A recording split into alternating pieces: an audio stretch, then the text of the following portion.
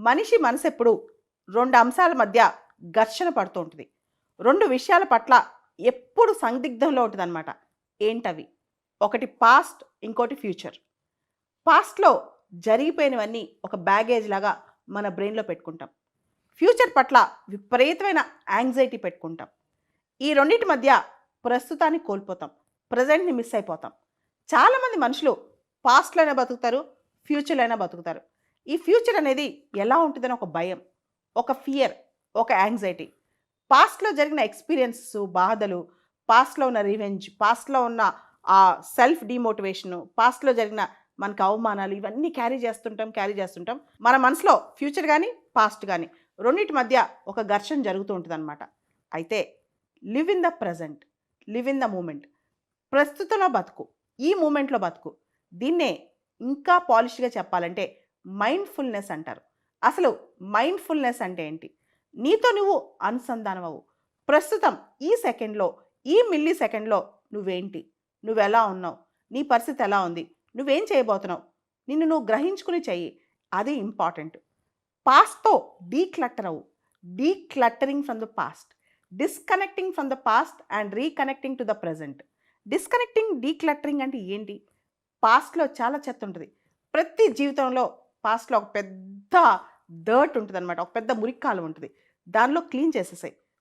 చెత్తంతా పక్కన పెట్టేసేయి. చెత్తంతా మర్చిపోవడానికి ట్రై చేయి. ఏదైతే పాస్ట్‌లో ఎక్స్‌పీరియన్స్ ఉందో, ద బెస్ట్ ఉందో దాన్ని మాత్రమే నీ మనసులో తీసుకో. దాన్ని మాత్రమే నీ బ్లడ్‌లోకి, వెయిన్స్‌లోకి ఎక్కించుకో. మిగతాదంతా పక్కన పెట్టేసేయి. పాస్ట్‌ని ఒక ఎక్స్‌పీరియన్స్. పాస్ట్ జరిగిపోయింది. అది నువ్వు మార్చలేవు. మనం అనుకుంటాం మనిషి 70 ఏళ్ళు బతుకుతాడు. నాకిప్పుడు 30 ఏళ్ళు వచ్చినాయి, 40 ఏళ్ళు వచ్చినాయి. నేను మొత్తం 70 ఏళ్ళు అంటాం. నేనంటాను మనిషి పుట్టుక అనేది ఎప్పుడైతే పాస్ట్‌ని వదిలేస్తాడో అప్పుడే స్టార్ట్ అవుద్దని. పాస్ట్‌లో బతికితే మనిషి చచ్చిపోతాడు. Dead is dead. Let the dead bury the dead. Past వదిలేయని. పాస్ట్‌ని ఎవడో ఒకడు తీసుకెళ్ళిపోతాడు. పాస్ట్‌ని పక్కన పెట్టేయండి. ఈరోజు, ప్రస్తుతం, ఈ రోజు నుంచి నెక్స్ట్ ఎన్ని సంవత్సరాలు బతుకుతావు? ఈ రోజు నుంచి ఎవ్రీడే ఎలా ఇంప్రూవ్‌మెంట్ తీసుకొచ్చుకుంటావు? అది చాలా ఇంపార్టెంట్ అనమాట. దీనికే మైండ్‌ఫుల్‌నెస్ ప్రాక్టీస్ అనేది చాలా అవసరం. మనం ఏం చేస్తున్నాం? మనం ఎక్కడున్నాం? మనకేం జరిగింది? అండ్ ఈ జీవితం పట్ల, మన దగ్గర ఉన్న వాటి పట్ల, ఏదైతే మనతో ఉన్నాయో, మన దగ్గర ఉన్నాయో, వాటి పట్ల కృతజ్ఞత కలిగి ఉండటం. గ్రాటిట్యూడ్ అంటాం అనమాట. Practice gratitude. ఆ కృతజ్ఞత అనేది మనకు చాలా ఉండాలి.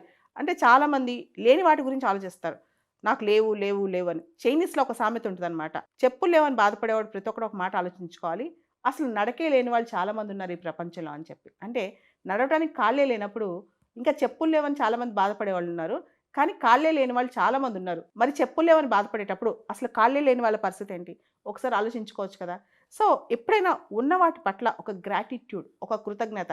మనకున్న ఆయుధాలు, మనకున్న సంపద ఏంటి తెలుసా? మన శరీరం. దానిలో ఉన్న మన మనస్సు, మన మైండ్ పవర్. అన్నిటికన్నా గొప్ప పవర్ ఏంటి తెలుసా? పొలిటికల్ పవర్, ఎకనామిక్ పవర్ అనుకుంటాం. కానీ కాదు. అన్నిటికన్నా గొప్ప పవర్ మైండ్ పవర్ అనమాట. ఆ మైండ్ పవర్‌తో నువ్వు నీతో రీకనెక్ట్ అవ్వు. పాస్ట్‌తో డిస్కనెక్ట్ అవ్వు. పాస్ట్‌లో ఉన్న చెత్త అంటే క్లటర్ మొత్తం పంపించేయి బయటికి. ఫ్రెష్‌గా స్టార్ట్ చేయి నీ లైఫ్. ఇదే నీ లైఫ్. ఈ రోజుతోనే స్టార్ట్ అవుద్ది నీ లైఫ్. ఈ రోజు నుంచి నువ్వేం చేయాలి? ఎలా ఉండాలి? ముందుగా మైండ్‌ఫుల్‌నెస్. ప్రెజెంట్‌లో ఫోకస్ చేయి. ఒక చిన్న ఎగ్జాంపుల్ చెప్తానిక్కడ. విరాట్ కోహ్లీ అందరికీ తెలుసు. ఆయన చాలా బాగా క్రికెట్ ఆడతారు. ఒకసారి పాకిస్తాన్‌తో టీ20 ఆడుతున్నారు మెల్బోర్న్‌లో. మెల్బోర్న్ మ్యాచ్ చాలా ఫేమస్ అనమాట. దానిలో లాస్ట్ 8 బాల్స్ ఉన్నాయి. 28 రన్స్ చేయాలి. పెద్ద టెన్స్డ్ అట్మాస్ఫియర్ అనమాట. చుట్టూ చాలా వాతావరణం చాలా టెన్షన్‌గా ఉంది. ఆల్మోస్ట్ ఓడిపోయే పరిస్థితి. దానిలో అతనేమీ ఆలోచించలేదంట. అతను ఒక మాట అంటాడు. ప్రతి బాల్ ఇది నా ఎండ్ బాల్. నేను దీన్ని ఫోకస్ చేయాలి. అంతే. ఆ మూమెంట్ ఆ బాల్ వరకే ఫోకస్ చేశాడు. 8 బాల్స్‌లో కావాల్సిన రన్స్ కొట్టేసి సక్సెస్ అయిపోయాడనమాట. తర్వాత ఆయన చెప్పిన మాట ఏంటి తెలుసా? ఆ టైంలో ఆ మ్యాచ్ ఆడేటప్పుడు ఆ 8 బాల్స్ నాకు మిగిలున్నప్పుడు నేను ప్రాక్టీస్ చేసింది కేవలం మైండ్‌ఫుల్‌నెస్. నువ్వేం చేస్తున్నావో నువ్వు మైండ్‌ఫుల్‌గా ఉండు. నీ జీవితం ఏంటో మైండ్‌ఫుల్‌గా ఉండు. అండ్ పాస్ట్‌లో నువ్వు చేసిన తప్పుల్ని, నీ పట్ల ఇతరులు చేసిన తప్పుని ఫర్గివ్ చేసేయి. క్షమించి వదిలేసేయి. సెల్ఫ్ ఫర్గివ్‌నెస్ చాలా ఇంపార్టెంట్. సెల్ఫ్ కేర్ చాలా ఇంపార్టెంట్. నీ పట్ల నువ్వు దయ కలిగి ఉండు. నీ పట్ల నువ్వు కేర్ కలిగి ఉండు. జరిగిపోయిన మొత్తం ఏదైతే తప్పులు జరిగాయో అవి పక్కన పెట్టి ఇక నుంచి దాని నుంచి పాఠాలు నేర్చుకుని ముందుకెలా వెళ్ళాలి. ఫర్ ఎగ్జాంపుల్ నీ వయసు 30 అనుకో లేదా 40 అనుకో. తర్వాత ఇంకా నా లైఫ్‌లో 30 ఇయర్స్ ఉన్నాయి. 20 ఇయర్స్ ఉన్నాయి. దీన్ని ప్రతిరోజు ఇంప్రూవ్‌మెంట్ తీసుకుని the best life, intense life, impactful life ఎలా ఉండాలి? ఈ క్షణం నుంచి ప్రతి క్షణం నాదే. నేను అనుకున్నట్టే నా జీవితం ఉంటుంది, నా కంట్రోల్లో నా లైఫ్ ఉంటుంది అనుకుని ముందుకెళ్ళాలన్నమాట. ఎంత చెత్త వచ్చినా, ఎంత నెగిటివిటీ వచ్చినా, భూమి మీద ఏం జరిగినా సరే నీ హ్యాపీనెస్తో నువ్వు ఇంటిగ్రేట్ అయ్యి నీ జీవితంతో నువ్వు ఉండి దాన్ని ముందుకు తీసుకెళ్ళు. నువ్వు మంచి చేసుకో, 10 మందికి మంచి చేయి. ఇదే లివ్ ఇన్ ద ప్రెజెంట్ అనమాట. వీటన్నిటితో పాటు భవిష్యత్తు గురించి చాలామందికి యాంగ్జైటీ ఉంటుంది. అసలు భవిష్యత్తులో ఏం జరిగింది, నా భవిష్యత్తు ఎలా ఉండబోతుంది. చాలామంది ఈ యాంగ్జైటీతో ఆస్ట్రాలజర్స్ దగ్గరికి వెళ్తారు. నాకు 10 ఏళ్ళ తర్వాత నా లైఫ్ ఎలా ఉంటుంది, నాకు గవర్నమెంట్ జాబ్ వస్తా, నాకు పెళ్ళి అవుద్దా, నేను ఇల్లు కట్టుకుంటానా, ఇలాంటి క్వశ్చన్స్ చాలామంది అడుగుతుంటారనమాట. కానీ ఫ్యూచర్ అనేది ఆస్ట్రాలజర్ చేతిలో ఉండదు, దేవుడి చేతిలో ఉండదు, నీ చేతిలోనే ఉంటుంది. ఎలా ఉంటుందో తెలుసా? Positive affirmations. నువ్వు ఎలా ఉండాలనుకుంటున్నావో అలానే నీ ఫ్యూచర్ ఉంటుంది. నువ్వు కళ్ళు మూసుకుని నీ ఫ్యూచర్ ఎలా ఉందో ఒక్కసారి నువ్వు అనుకున్న పొజిషన్ ఊహించుకో. సేమ్ నువ్వు కలెక్టర్ అవుదాం అనుకుంటావు, కళ్ళు మూసుకుని మెడిటేషన్లో కలెక్టర్ అయినట్టు, ఆ కలెక్టర్ అయినప్పుడు నువ్వు చేసే మంచి పనులు ఊహించుకో. నిజంగా చేసావని నమ్ము.